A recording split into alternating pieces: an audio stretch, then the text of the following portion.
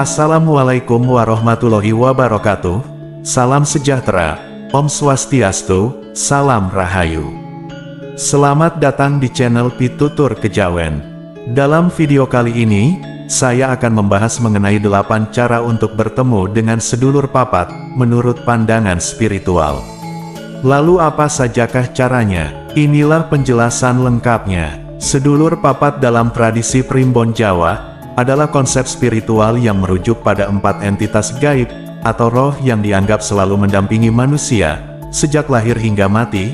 Keempat entitas gaib ini, sering disebut sebagai sedulur papat limo pancer, yang berarti 4 saudara dengan yang kelima sebagai inti. Jadi keempat khodam atau sedulur papat ini, akan aktif dan bisa membantu jika sudah selaras dengan tubuh dan wadah seseorang. Sebenarnya semua manusia memiliki khodam ini, hanya saja terdapat cara khusus untuk mengaktifkannya, namun ada banyak sekali godaan pada saat ingin mengaktifkan khodam ini. Jadi seseorang yang berniat memilikinya, harus kuat menahan godaan dalam tiap tahapan.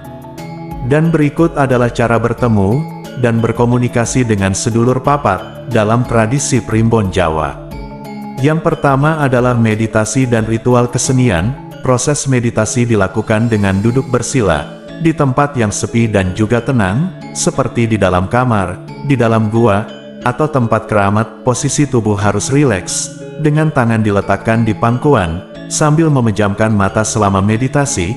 Fokuskan pikiran pada nafas, dan pusatkan perhatian pada hati nurani.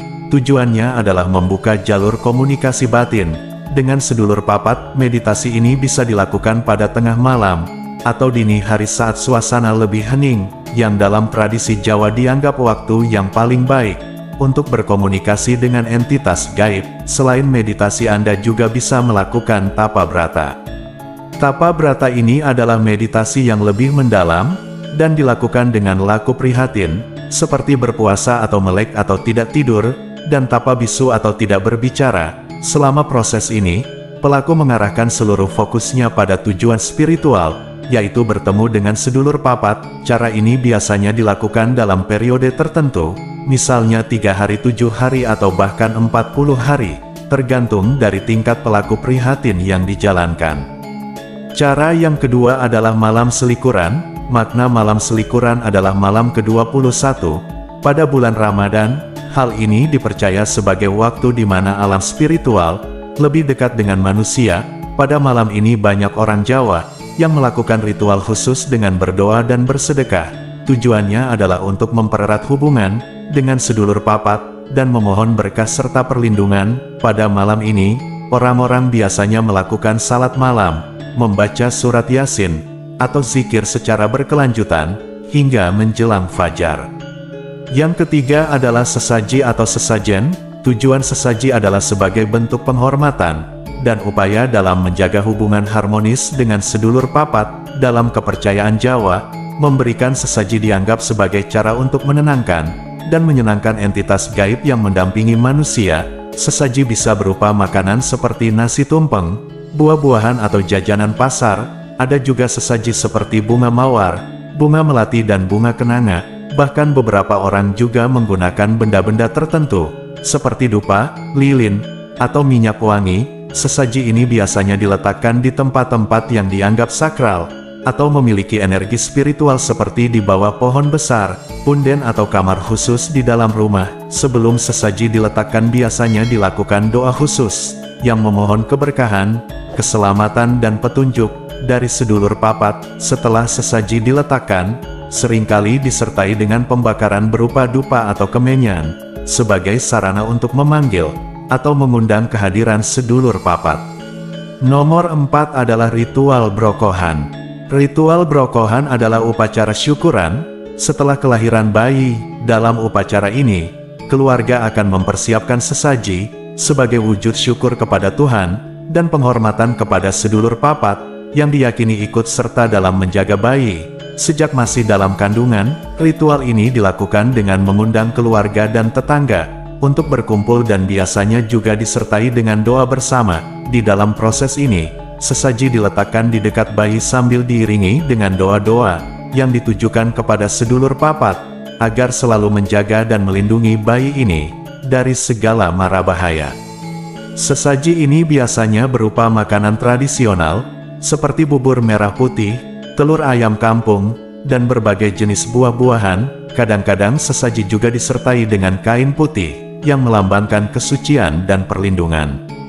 Yang kelima adalah mandi kembang. Mandi kembang adalah ritual pencucian diri secara spiritual, yang dipercaya dapat membuka jalan komunikasi dengan sedulur papat. Ritual ini sering dilakukan pada malam Jumat Kliwon, atau malam salah satu yang dianggap sebagai waktu yang sakral. Dalam tradisi Jawa, caranya air mandi dicampur dengan berbagai bunga, seperti melati, mawar, kenanga dan bunga kantil. Sebelum mandi dilakukan, untuk khusus yang ditujukan untuk memohon petunjuk, dan kehadiran sedulur papat, yang dikembang ini harus dilakukan dengan sikap yang tenang, dan juga khusyuk. Biasanya dimulai dengan membasuh kepala lalu seluruh tubuh. Tujuan mandi kembang adalah selain untuk menyucikan diri, juga dipercaya dapat menghilangkan energi negatif, dan membuka aura, sehingga lebih peka terhadap hal-hal lain, termasuk keberadaan dari sedulur papat. Urutan yang keenam adalah puasa dan tirakat. Jenis puasa ada berbagai macam puasa, yang dapat dilakukan seperti puasa putih, atau hanya makan nasi putih, dan minum air putih saja, kemudian puasa rawon, atau hanya makan buah-buahan, dan terakhir adalah puasa pati geni, atau tidak makan minum, tidur dan keluar rumah selama 24 jam. Puasa ini biasanya diiringi dengan laku tirakat, yaitu mengurangi tidur, berbicara dan kegiatan duniawi lainnya, mendekatkan diri pada aspek spiritual. Puasa dan tirakat bertujuan untuk membersihkan jiwa dan raga, serta membuka jalur komunikasi dengan sedulur papat. Hal ini dianggap sebagai cara untuk mendapatkan petunjuk, perlindungan dan kekuatan spiritual dari sedulur papat. Yang ketujuh adalah mimpi. Mimpi sebagai media komunikasi dalam kepercayaan Jawa. Mimpi dianggap sebagai salah satu cara untuk berkomunikasi dengan sedulur papat. Oleh karena itu, sebelum tidur seseorang bisa berdoa khusus untuk meminta petunjuk atau berjumpa dengan sedulur papat.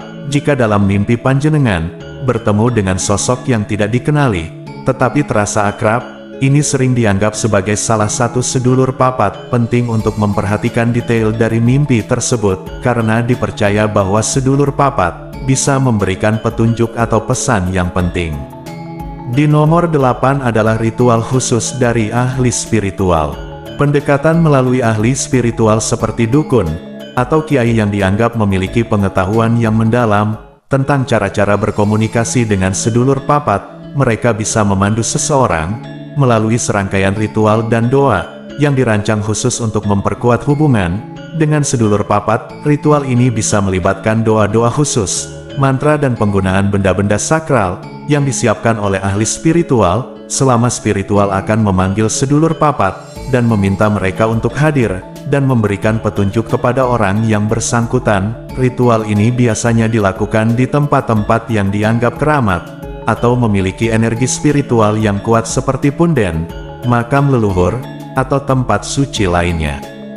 Dan itulah tadi 8 cara bertemu dengan sedulur papat menurut Primbon Jawa. Dalam kepercayaan Jawa, menjaga hubungan yang baik dengan sedulur papat dianggap penting untuk mencapai kehidupan yang harmonis dan sejahtera. Ada berbagai ritual dan doa yang dilakukan untuk menghormati sedulur papat, terutama dalam peristiwa-peristiwa penting seperti kelahiran, kematian, dan pernikahan. Dan jika panjenengan memiliki pertanyaan atau sesuatu hal yang ingin diceritakan, jangan sungkan untuk tuliskan di kolom komentar, karena pasti komentar panjenengan akan aku baca satu persatu. Sebagai penutup, saya akan doakan semoga Anda sekeluarga selalu mendapatkan kebaikan dan kemudahan dalam mencari rezeki. Amin ya robbal alamin. Wassalamualaikum warahmatullahi wabarakatuh.